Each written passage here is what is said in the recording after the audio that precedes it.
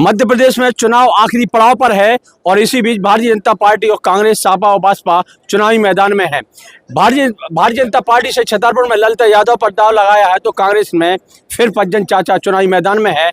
BSP से इस बार बब्बू राजा, deal मणि सिंह चुनाव मैदान में है और यहाँ चुनाव प्रचार में आए थे। हम बात करते हैं कि आखिर चुनाव आखिरी पड़ाव पर जाते जाते यहाँ पे एक दूसरे पर मुद्दों पर कम, वाद विवादों पर ज्यादा हो रहा है। क्या लगता है इस बार बीएसपी का क्या समीकरण बन रहा है बब्बू राजा जीत का? इस बार 2008 में भी बीएसपी जीती थी, यहाँ से प्रशासन ने हराया था। इस बार 2008 से भी ज्यादा दोगुना तिगुना समर्थन मिल रहा है। अच्छा, इसी बीच कहा कि चुनाव जाते जाते आखिरी पड़ाव पर पहुंचते पहुंचते लगातार एकदम वाद विवादों का दौर जारी हो गया, मुद्दों पर कम चर्चा हुई आपके पूरे भाषण में। हुआ क्या, अभी 2-4-6 दिन पहले मैं तो बहुत ही अच्छे से बोला करता था, किसी की बुराई नहीं करता था, अपना प्रचार किया करता था।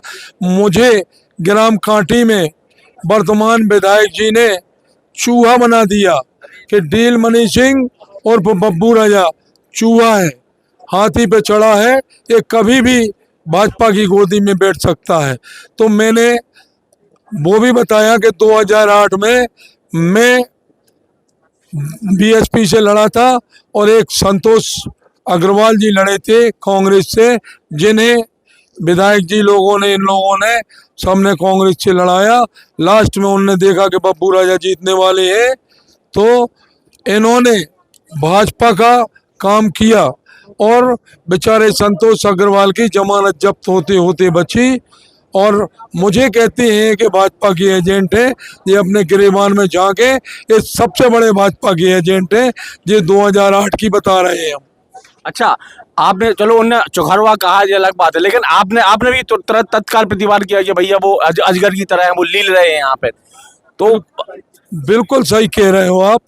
हमारे बुंदेलखंड में बुंदेली में कान लगा थे कि अगर कोई बकटो भर ले तो वह चोटिया तो लाई जा सकत, तो उनने तो बकटो भरो, चूहा हुआ बनाओ, हमने तो अजगर बना के केवल चोटिया लाई। अब कहाँ तक जाएगा ये बार? अब अगर आगे दोबारा उसको बढ़ाता है कोई तो ये बार चलता रहेगा। भारतीय जनता पार्टी का आपने कहा एक कद्दावर नेता है जो कांग्रेस के उम्मीदवार प्रत्याशी के साथ मिल चुके हैं, कौन है वो कद्दावर नेता? आपने उसको नाम भी उल्लेख किया अभी? नहीं, नाम तो मैंने नहीं लिया है, मैंने तो 2008 का लिया था जो हमारे एजेंट बना के किसी और को दे दिए थे। आपने गुड्डू सिंह ने एजेंट बनाए थे, फिर वो आपने ट्रांसफर कर दिए थे ललिता यादव जी, वो आलोक चतुर्वेदी में। मैं तो भाजपा का गद्दावर नेता कह रहा हूँ। एक भाजपा का बहुत बड़ा गद्दावर नेता है जो कांग्रेस का सपोर्ट कर रहा है और पिछली बार भी सपोर्ट किया था 2008 में, मगर उसके बाद भी वो जिता के नहीं ला पाए। और इस बार भी मैं कहता हूं कि कितनी भी ताकत लगा लो, इस बार टक्कर भाजपा की और हाथी की ही होगी। अच्छा, 2008 में उस कद्दावर नेता ने कांग्रेस उम्मीदवार का सपोर्ट किया था, 2008 से अभी तक आप पता नहीं लगा पाए कौन है वो कद्दावर नेता? फिर आपके विरोध में जा रहा है, वो कौन है आखिर? वो ऐसा जैसे बड़ा नाम दे रहे हैं पर कद्दावर नेता का।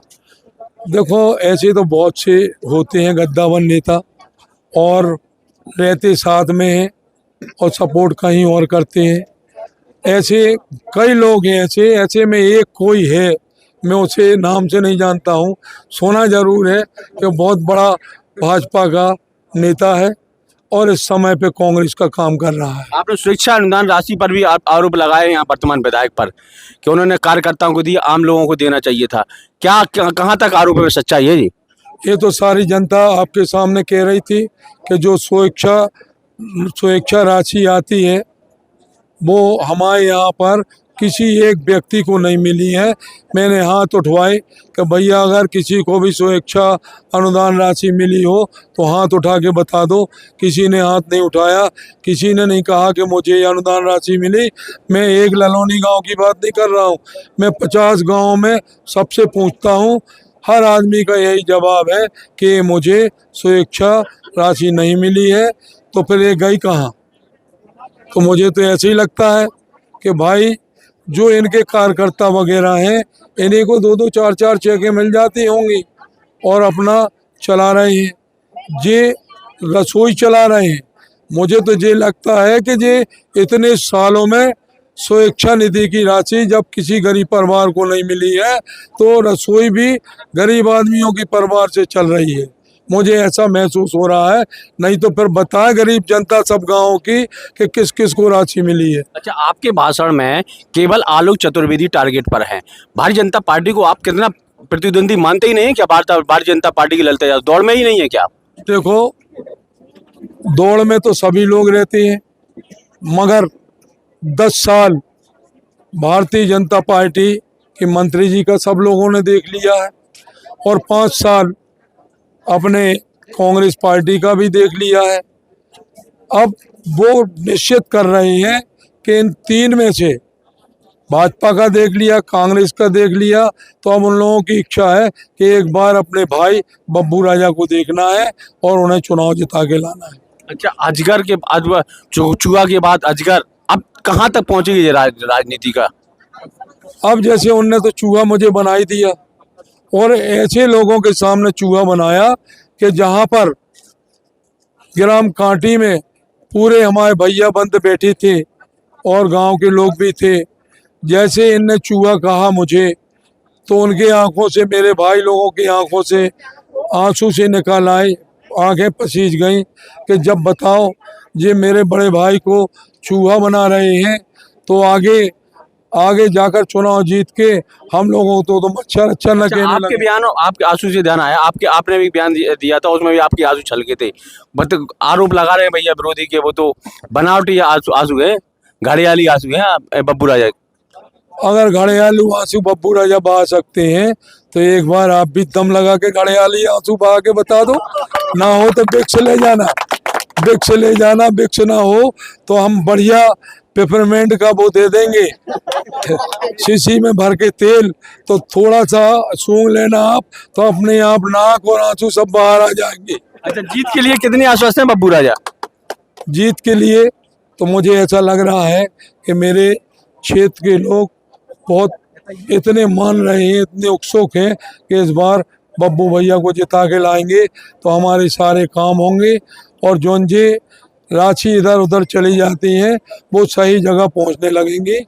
इसलिए वो इस बार निश्चित ही बब्बू भैया को जिताएंगे। वो तो ठीक है, शहर में भी चर्चा है, शहर में हमारे व्यापारी वर्ग सब, मैं 10 साल उनके साथ रहा हूँ, उन लोगों की भी बड़ी इच्छा है कि इस बार बब्बू भैया को वोट देना है। अच्छा, पिछली बार एक बटन से 2 विधायक बने थे, अब कितने विधायक बनाएंगे बब्बू राजा जीतते हैं तो? भैया हमारे अंदर तो कहा है, ऐसी कोनो गुड़ी है नहीं है, हमें मालूम होती कि इनके अंदर गुड़िया है। जी एक बटन से 2 विधायक बना रहे तो जे हमारे भैया का उल्लू बना रहे थे और उल्लू बना के इनने वोट ले लाए सबरे। हमारे भैया ने देख लो कि एक बटन से 2 विधायक नहीं, एक ही विधायक रहो है। यदि बब्बू राजा चुनाव जीत कर आते हैं तो निश्चित ही हर हमारे भाई बहन जितने हैं अपने आप को विधायक मानेंगे। इन जैसा धोखा हम नहीं देंगे। इनने तो मुझे ऐसा धोखा दिया है कि बब्बू राजा एक बार जिता दो, अगली बार तुम लड़ लेना। वही कमलनाथ जी ने कहा, वही इनने कहा। इनके कहने और करनी में बहुत अंतर है और सारी जनता समझ चुकी है। आप सभी से कह रहे हैं कि भाई ये हमारा आखिरी चुनाव है, यदि जीतते हैं तो ठीक है, नहीं तो अब राजनीति से आप संन्यास लेंगे। क्या बाकी में सही है क्या आप कह रहे हैं? मेरा बिल्कुल सही कहना है, ये मेरा आखिरी चुनाव है।